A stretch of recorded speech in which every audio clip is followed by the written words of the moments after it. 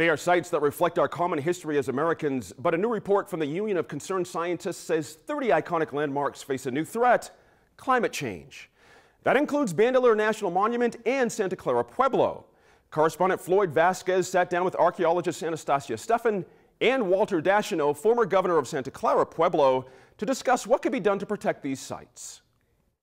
The report is titled National Landmarks at Risk: How Rising Seas, Floods, and Wildfires Are Threatening the United States' Most Cherished Historic Sites. Bandelier National Monument, located in the Jemez Mountains. As the National Park Service website describes it, an open book of human history. The beautiful canyon and mesa country contains evidence of human presence here going back over 11,000 years.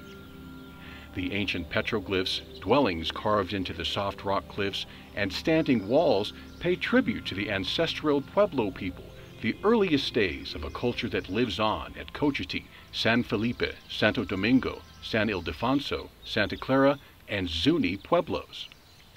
You'll find links to the UCS report, Bandelier, and more on our website. Joining us today are former Santa Clara Governor Walter Dascheneau. Santa Clara Pueblo is near Bandelier and has been tremendously impacted by 15 years of wildfires and recent extreme flooding. Also, Dr. Anastasia Stefan. She's an archaeologist at the adjacent Valles Caldera Preserve. She's also an adjunct associate professor of anthropology at UNM. Thank you both for being here. Good morning, Floyd. Good morning. Dr. Stefan, you spoke at the Union of Concerned Scientists press conference in Washington, D.C. Why are you so concerned? I'm concerned because what we're seeing across the country are a number of different kinds of effects on the landscape that are unprecedented and building towards it. And so the briefing really was an opportunity to get together different folks and see some of the diverse ways that that's occurring. The Union of Concerned Scientists report details 30 case studies of different historic landmarks, areas of archaeological sites, areas of cultural importance across the country where we're seeing flooding, impacts from extreme events like hurricanes, and here in the Southwest, wildfires. And that's something that you talk about in a statement that was released at the same time with the press conference, and you talk about high intensity wildfires. Tell us about that. Well, what we're seeing across the western United States are 2 decades in which fires are getting hotter, they're burning across much bigger areas, and they're burning with higher severity, with a much greater damage to the landscape. At places like Bandelier, there's been 3 fires since 1996 to 2000, to even this last few years, and over 50% of the park is burned. The same kind of situation at Mesa Verde National Park, 4 fires since 1996, and thousands of archaeological sites have been affected. You know, and you work at the Valles Caldera Preserve dealing with artifacts. What sort of effect are you seeing there on the cultural artifacts? Well, what's happened at the Valles Caldera is in the last 4 years we've had 2 major forest fires, the Las Conchas fire and then just last year the Thompson Ridge fire. And these fires burn across the landscape and they damage the different kinds of artifacts that are there. They threatened the historic district, the wooden cabins that were there. Those were saved, thankfully. But we see that in the Southwest, the fire season of May and June is followed by the rainy season in July and August. So there, the erosion started right away after the fire. And that washes away the archaeological site. So I see a site that's maybe 4,000 years old that's being washed away, and I can't help recognize that something's changing. Sites that have been stable for thousands of years are no longer stable. Frightening. Now, Governor Dascheneau, fires have ravaged Santa Clara Pueblo. The Las Conchas fire of 2011 is said to have burned 75% of the Pueblo's forested lands. And yet the most imminent threat is not fire, but flash flooding. How is the Pueblo dealing with all of this? We were impacted so dramatically. The first runoff that we had, it occurred on the afternoon of Indian Market on August 2011. We had 4 individuals that were working in the Kane area along with the present Governor Michael Chavarria, who was in charge of the forest restoration project that was done. We were concerned, and I was there when that happened, it started to rain, and then pretty soon it all came down like someone dumping over a bucket of water all at one time, or maybe even a barrel of water, however way you can mention and say that.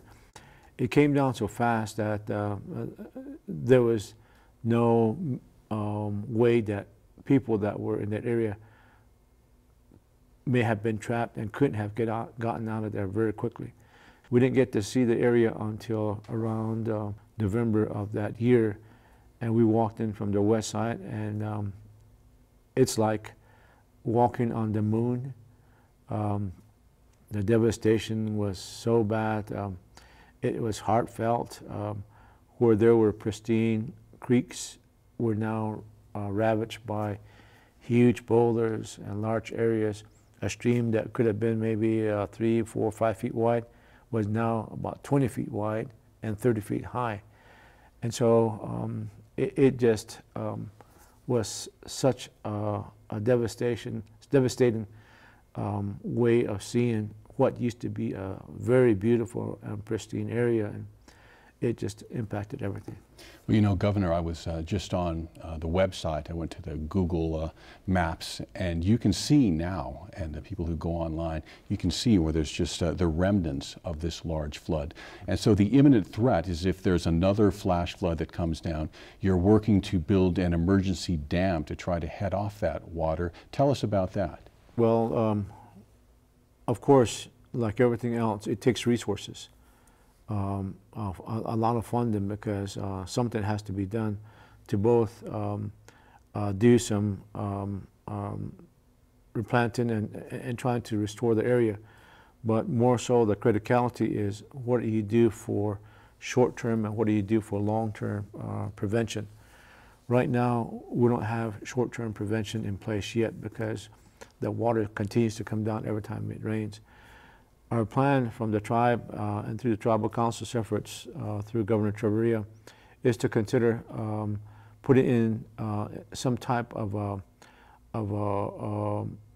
measure to protect the village downstream from there. You mentioned putting in an area where we could possibly put in a small dam. That's been thought about. No specific plan has been developed yet. And so all those efforts will be looked at. The other thing that we're hoping to do is to put in some barriers upstream, because that's where the water is coming down real quickly. That's where the water has to be controlled. And so various measures are being looked at, researched, and some will be planned out very, very shortly. I'd say as we're speaking now, engineers are planning all those efforts. So something will be done, and hopefully in the very near future, Senator Carroll will be making a determination what that specifically will include. Okay. Well, you know, I visited Bandelier National Monument just last week, and the place was hopping. I mean, the shuttles to and from were just filled with people. And when I went to my car in the Welcome Center, just on the walk to my car, I must have seen a dozen license plates from different states. So there's potential economic impact. We asked the New Mexico Tourism Department for a statement about the potential impact on tourism, and they were not able to send one, but the New Mexico Environment did. They sent a statement referring to the 2013 settlement agreement between the U.S. Environmental Protection Agency and PNM.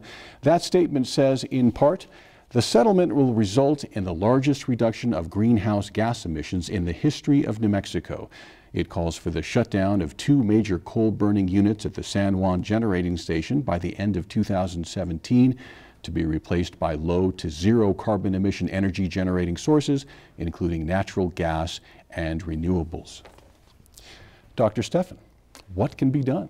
Well, those are major kinds of changes. Anything that we can do to address the potential effects of climate change and global warming will help. We know from a number of different research studies that have been ongoing in the last couple of decades that what really limits the health of the forest ecosystem is increasing temperatures. The trees simply can't deal with those kinds of temperature increases. So at the biggest scale, addressing climate change concerns is important.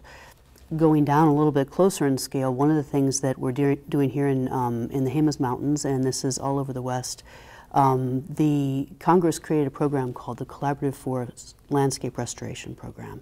And what it does is it provides funds for different agencies to work together on large areas and engage in forest restoration practices like thinning and prescribed burning. And it allows forest managers to really tackle the problem of these megafires at the scale they're occurring. So in the Jemez Mountains, we have the Southwest Jemez Collaborative Forest Landscape Restoration Project. We partner between Bandelier National Monument, mostly the Santa Fe National Forest and the Valles Caldera, but also different pueblos and Bandelier and other non-government organizations like the Nature Conservancy to work also with local industry to develop markets for the materials that we're moving off. It's a really important kind of program, and we're going to have programs conceived and funded at that scale to really get our arms around this problem. Okay. And Governor, from your perspective, what can we do? One of the efforts that Santa Clara is working is to work with the Forest Service with what's called the Tribal Forest Protection Act. In that relationship, you create partnerships that begin to formulate plans on how you can address and prevent future occurrences such as major forest fires, restoration of watershed areas, and other things that could be done in more of a bigger partnership versus Santa Clara doing it alone. Of course, much of the area that we live in is adjacent to private lands, forest lands, state lands, and then tribal lands. As we all hear, we have to make a collaborative effort to address those issues because it's going to take all of us working together. The private homeowner living adjacent to the Forest Service has to sit down with Forest Service personnel to find some solutions on how to reduce sustainable areas that could provide solution or provide a means to create major fires in the future. We as a tribe have to work with the U.S. Forest Service because of the location. There's still other major areas throughout the West that are going to be impacted if nothing is done. And so it becomes so critical that we begin to work not only to sustain forest lands in partnership and collaboration with each others, but also working with the members of Congress, because obviously Congress has to appropriate some resources to address these needs. And so I hope that in the very near future, as part of climate change, we begin to find some solutions to these areas. Otherwise, we're going to be not prepared to address these issues if we wait too long. And eventually, we're going to have conditions similar to lands, as you see on the surface of the moon. Okay. Well, Governor Dascheneau, thank you very much for being here. Dr. Steffen, we very much appreciate it. Thank you.